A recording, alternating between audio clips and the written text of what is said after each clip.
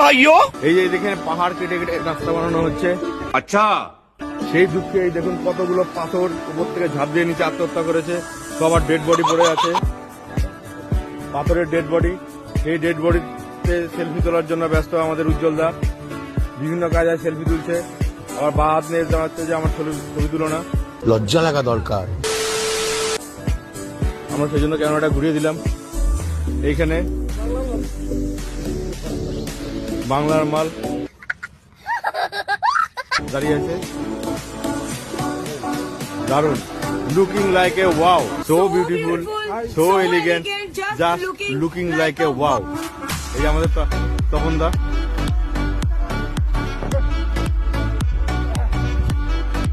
এদের ভবিষ্যৎ অন্ধকার দেখে বোঝা যাচ্ছে, কারণ দিনের বেলা লাইট জ্বালিয়ে এরা ভিডিও করছে।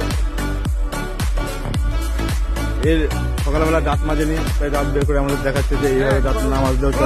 দাঁত মেরেছি। মিথ্যা কথা বলছে। কিন্তু আমার এই পাথরগুলোর জন্য দুঃখ লাগছে, যারা আত্মহত্যা করলো তাদের পাথর চাপা পড়ে মরেছে।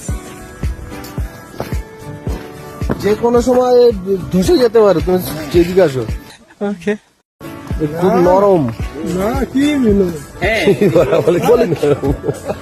এগুলো তো কি বলে